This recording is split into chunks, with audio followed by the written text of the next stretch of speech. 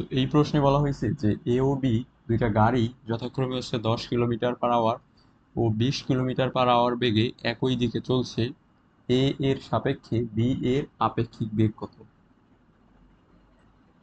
কোশ্চেনটা যদি আমরা একটু বোঝার চেষ্টা করি, যে ধরলাম এই একটা রাস্তা, এইখানে এ গাড়ি ডান দিকে চলছে, আবার বি গাড়িও ডান দিকে যাচ্ছে।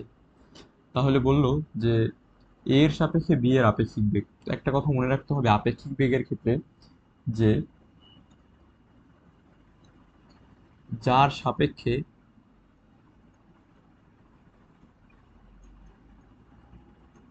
যার সাপেক্ষে তাকে বিয়োগ করব,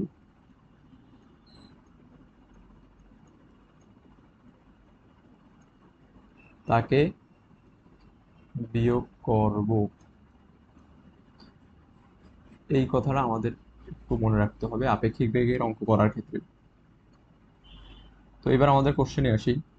তাহলে কি বললো যে এ এর সাপেক্ষে বি এর আপেক্ষিক বেগ, তাহলে হচ্ছে কার আপেক্ষিক বেগ? বি এর। কার সাপেক্ষে? এ এর। এখানে মনে রাখতে হবে এটা হইলো যার আপেক্ষিক বেগ, যার আপেক্ষিক বেগ, আর এটা দ্বারা বোঝায় যার সাপেক্ষে,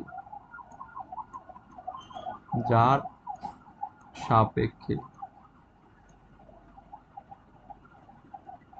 তো এটা সমান কি লেখা যায়? তো একটু আগে কি বলছিলাম আমরা, যে যার সাপেক্ষে তাকে বিয়োগ করবো, তো কার সাপেক্ষে? এ এর সাপেক্ষে, তাহলে বি অফ এ বিয়োগ আর B of B.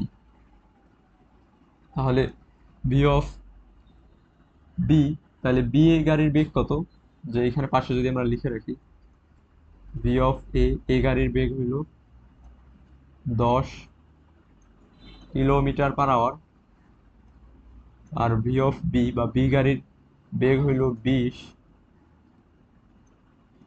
Kilometre per hour. তো এখানে যদি জাস্ট আমরা রিপ্লেস করে দিই, যে বি গাড়ির বেগ হইল 20 মাইনাস, আচ্ছা একটা জিনিস খেয়াল করো, যে এ গাড়ির মানে বি গাড়ির বেগ